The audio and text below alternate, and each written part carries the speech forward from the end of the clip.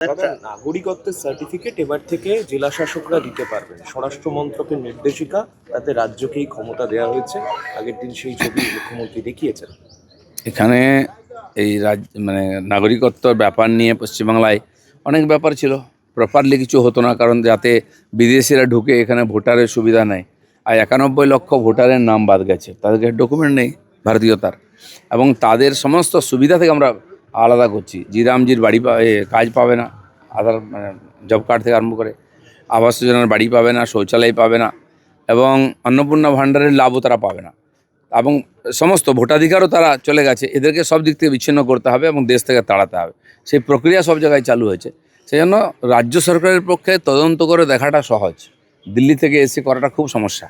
তো সেই জন্য রাজ্যকে দায়িত্ব আছে, রাজ্য সেটা ঠিকঠাকভাবে যেন করে, সেটাও তাদেরকে সতর্ক থাকতে হবে। পার্টির প্রেসিডেন্ট পার্টিকে ঠিক রাখার জন্য যা দরকার করছেন, ব্যাপারটা আমার জানা নেই, কারণ আমি সংগঠন দেখি না, আমি সরকার দেখি এখন। তো চিন্তাভাবনা চলছে, যে ধরনের সমস্যা বর্তমান পরিস্থিতি হচ্ছে তার সমাধানের জন্য রাস্তা বার করছে পার্টি। তো যেটা ঠিক মনে করেছেন তারা সেটা ঠিক করছেন। তাহলে কি কোথাও কি এটা বোঝা যাচ্ছে যে নিচু স্তরে বা কোথাও একটা স্তরে একটা দুর্নীতি বা মানে সমস্যা? নিচু স্তর কেন, উপর স্তরেও দুর্নীতি হয়। দুর্নীতি ছাড়া পশ্চিমবাংলায় রাজনীতি হয় নাকি? তো আমরা সেই পঙ্কিল আবর্তের মধ্যে রাজনীতি করতে নেমেছি। তো কিছু তো ছোঁয়া লাগবে। ওদিকের লোকেরা কেউ ঢোকার চেষ্টা করছে, এত টাকা কামিয়েছে, কিছু না কিছু তো সেই টাকা ইনভেস্ট করার চেষ্টা চলছে। পার্টি সতর্ক থেকে তার রাস্তা বার করছে যাতে এই ধরনের ঘটনা না ঘটে। রাজ্যে লাফিয়ে বাড়ছে চিনির দাম, এই পরিস্থিতিতে গতকাল বলেছেন মুখ্যমন্ত্রী যে ব্যবস্থা নেওয়া হবে। কালোবাজারি বা মজুতপত্রের জন্য কি দামটা বৃদ্ধি বলে মনে হচ্ছে? সেটা তো বলতে পারবো না, টাস্ক ফোর্স দেখছে, সরকারি অফিসাররা দেখছেন যে সমস্যাটা কোথায়, হঠাৎ কেন চিনির দাম বাড়লো। আর যেহেতু মুখ্যমন্ত্রী নিজে বিষয়টা দেখছেন, তো সবাই একটু অপেক্ষা করা উচিত। তার সঙ্গে এখন তার বিয়ে থা ইত্যাদি নাই, এই জন্য সাবধানে একটু করা উচিত। নিশ্চয়ই সরকার রাস্তা বার করবে। পরপর দুদিন ক্ষোভের মুখে আরাবুল ইসলাম নিস্তারিত থেকে ঋতব্রতের সঙ্গে দেখা করলেন তিনি বিধানসভায়। দেখুন, আরাবুল ইসলাম নিজে একটা সমস্যা, টিএমসির মধ্যেই সমস্যা। টিএমসি থেকে আইএসএফে গেল, ওখানে ঝগড়া লেগে গেল, ওখানে আবার টিএমসিতে আসছে। তো এই ধরনের লোকেরা রাজনীতির বাইরে থাকলেই ভালো, কিন্তু কোনো না কোনোভাবে তারা জায়গা পেয়ে যায়। তখন পার্থবাবুর ডান হাত ছিল, এখন একটা হাত খুঁজছে যেটা ধরে রাজনীতি করবে। ভাঙড়ের যে অশান্তি, হিংসা, এত লুটপাট এরাই শুরু করেছে, এবং ভাঙড়ের লোককে এরা শান্তিতে থাকতে দেয় না। আমার মনে হয় এই লোকগুলোকে রীতিমতো রাজনীতি থেকে আলাদা করতে হবে। কালীঘাট শিবিরে ফিরলেন কাসেম সিদ্দিকী, গোপন ব্যালটে ভোট করানোর দাবি কুণাল ঘোষের। দেখুন, এইসব চলতে থাকবে, ওদের বাড়ির ব্যাপার, আমাদের নাক করাবার দরকার নেই। দাদা, আগামীকাল বিশ্ব হিন্দু পরিষদের একটা পুজো নিয়ে বৈঠক আছে। মূলত তাদের যে মিটিংয়ের বিষয়বস্তু তা হলো সাত্ত্বিকভাবে পুজো করা। আমাদের কলকাতার পুজো এত আড়ম্বর, এত টাকা, শেষ কয়েক বছরে সেখানে কি ওই সাত্ত্বিক পুজোটা না, আড়ম্বর হতে আপত্তি নেই। লোক বিয়েতেও বিশাল আড়ম্বর করে, খাওয়ায় দাওয়ায়, অতিথি ডাকে, কিন্তু বিয়ের যে মন্ত্র, বিয়ের যে রীতিনীতি, সেটা পণ্ডিত মশাই করেন। বিয়ে পবিত্র একটা অনুষ্ঠান, তার সঙ্গে খাওয়া দাওয়া, আড়ম্বর, টাকা হল লোকে করে। কিন্তু আমাদের আজকে বিয়ের পুজোটাই হারিয়ে যাচ্ছে। কমিউনিস্টরা এটাকে দুর্গা পূজা থেকে দুর্গোৎসব করেছিল, শারদীয়া উৎসব করেছিল, দুর্গার নামটাই তুলে দিয়েছিল। আমরা চাই যারা পুজো করছেন তারা দুর্গা পূজা হিসাবে করুন, নাহলে অনেক ইভেন্ট করার আছে, সারা বছর প্রোগ্রাম চলছে, ইভেন্ট করুন না, কে না বলেছে। পুজোর পরিবেশ, শ্রদ্ধা ভক্তির সঙ্গে পুজো, এটা হওয়া উচিত। আর সেটা সবাইকে আপিল করা উচিত, এবং রীতিমতো পুরোহিতদের প্রশিক্ষণ হয় যাতে বিধি বিধান অনুযায়ী পুজো হয়। তো মূল সংস্কৃতি যদি হারিয়ে যায়, খালি আড়ম্বর নিয়ে কী হবে? দাদা কি কারা ছিল? আমি বললাম তো, কমিউনিস্টরা এটাকে বিপদগামী করেছে। তারা পুজো মানে না, হচ্ছে পুজোর কমিটির সেক্রেটারি হবে। আর পুজোর থিমের নামে আজকে পুজোটাই হারিয়ে গেছে। তো সেই পুজোতে ফিরতে হবে, নাহলে দুর্গাপুজোই হারিয়ে যাবে। দাদা, চৌঠামের পর দেখা গিয়েছে কংগ্রেসে একের পর এক দলবদল বন্ধু ঢুকেই চলেছে। শামশেরগঞ্জে একজন নেতাকে ঢোকানো হয়েছে, সে দাঙ্গার ওখানে সঙ্গে জড়িয়েছিল। কংগ্রেসের লোকের দরকার আছে, তারা নিয়ে নিচ্ছে, আমাদের দরকার নেই, আমরা নিচ্ছি না।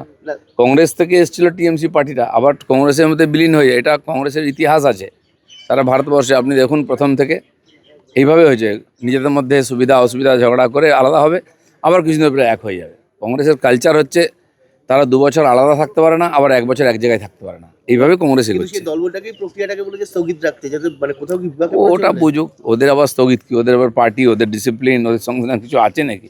এখানে তো আরও দুরবস্থা। দাদা, অভিনেতা সোহম চক্রবর্তী এবং তৃণমূল নেতা, তার বিরুদ্ধে বেহালা থানায় অভিযোগ দায়ের হয়েছে। তার কারণ তার কাঠমিস্ত্রিকে মারধর করেছে, টাকা চেয়েছে বলে। এর আগেও তো কমপ্লেন হয়েছিল ওনার নাম এই ধরনের ব্যাপারের জন্য। তো একজন সেলিব্রিটি উনিও একদিকে, তারপরে জনপ্রতিনিধি, এ ধরনের কমপ্লেন না আসে সেভাবে সতর্ক থাকা উচিত। সমাজ আপনাদেরকে দেখে, বিশ্বাস করে, আস্থা রাখে, সে অনুযায়ী ব্যবহার, কোনো মিস্ত্রি যদি কিছু করে তার বিরুদ্ধে অন্য ব্যবস্থা নিতে হবে, নিজেকে এইভাবে না করাই ভালো। অগ্রিম টাকা দেওয়া হয়েছিল, তারপরে কাজ শেষ হয়ে গেলে বাকি টাকা দেওয়ার কথা, সেই টাকা চাইতে হ্যাঁ, গিয়ে টাকা চাইতে গেলে মারবে। তো এই ধরনের লোকজন কেন সমাজে, তারা আবার জনপ্রতিনিধি হবে, চিন্তার বিষয় আছে। দাদা, নাগরিকত্বের সার্টিফিকেট এবার থেকে জেলা শাসকরা দিতে পারবেন, স্বরাষ্ট্র মন্ত্রকের নির্দেশিকা, তাতে রাজ্যকেই ক্ষমতা দেওয়া হয়েছে। আগের দিন সেই ছবি মুখ্যমন্ত্রী দেখিয়েছেন। এখানে এই মানে নাগরিকত্বর ব্যাপার নিয়ে পশ্চিমবাংলায় অনেক ব্যাপার ছিল, প্রপারলি কিছু হতো না, কারণ যাতে বিদেশিরা ঢুকে এখানে ভোটারের সুবিধা নেই। আর 91 লক্ষ ভোটারের নাম বাদ গেছে, তাদেরকে ডকুমেন্ট নেই ভারতীয়তার, এবং তাদের সমস্ত সুবিধা থেকে আমরা আলাদা করছি। জিরামজির বাড়ি কাজ পাবে না, আধার মানে জব কার্ড থেকে আরম্ভ করে আবাস যোজনার বাড়ি পাবে না, শৌচালয় পাবে না, এবং অন্নপূর্ণা ভাণ্ডারের লাভও তারা পাবে না, এবং সমস্ত ভোটাধিকারও তারা চলে গেছে। এদেরকে সব দিক থেকে বিচ্ছিন্ন করতে হবে এবং দেশ থেকে তাড়াতে হবে। সেই প্রক্রিয়া সব জায়গায় চালু হয়েছে। সেই জন্য রাজ্য সরকারের পক্ষে তদন্ত করে দেখাটা সহজ, দিল্লি থেকে এসে করাটা খুব সমস্যা। তো সেই জন্য রাজ্যকে দায়িত্ব আছে, রাজ্য সেটা ঠিকঠাকভাবে যেন করে, সেটাও তাদেরকে সতর্ক থাকতে হবে। দাদা, সোমবার থেকে গুন্ডা দমন আইনের একটি অংশ কার্যকর করা হয়েছে পশ্চিমবঙ্গে। সরকারি সম্পদ নষ্ট করলেই কাউকে রিয়াদ করা হবে না, একদম নির্দিষ্ট করে বলে দেওয়া হয়েছে। বিশ্বের সব সভ্য দেশে এটা আছে, রাষ্ট্রীয় সম্পত্তি নষ্ট করা এটা অপরাধ মনে করা হয়। পশ্চিমবাংলায় এটাকে প্রগতিশীল, এটাকে আন্দোলন বলা হতো, সেটা চলবে না। বিভিন্ন জায়গায় তাদের কাছ থেকে তার ক্ষতিপূরণ আদায় করা হয়েছে, কোর্ট থেকেও করা হয়েছে। উত্তরপ্রদেশের দিকে দেখেছেন তো, সমস্ত আদায় করছে। এখানেও তার ব্যতিক্রম হবে না। রাষ্ট্রীয় সম্পত্তি নষ্ট করা, রাষ্ট্রীয় পতাকা থেকে আরম্ভ করে কোর্ট সংবিধানকে অপমান করা, এটা রীতিমতো অপরাধ। দাদা, ট্রাইব্যুনালে যারা বিচারে দিন তারা এখনো সরকারি সুবিধা থেকে বঞ্চিত হচ্ছে এবং বলেছেন যে ট্রাইব্যুনাল বিচার প্রক্রিয়া অত্যন্ত শ্লথ। এই সমাধানটা কবে হয় বলে মনে হয়? বিভিন্ন বিষয়ে সরকার এবং এই প্রশাসন ব্যস্ত হয়ে গেছে। আমার মনে হয় এটা খুব তাড়াতাড়ি হয়ে যাবে, হওয়া উচিত।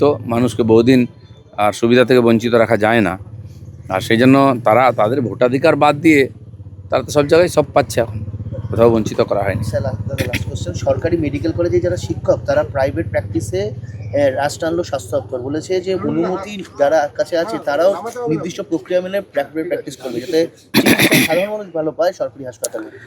সরকারি ডাক্তারদের প্রাইভেট প্র্যাকটিস, সরকারি স্কুলের মাস্টারদের প্রাইভেট টিউশন, এটা পশ্চিমবাংলায় একটা সাধারণ ব্যাপার।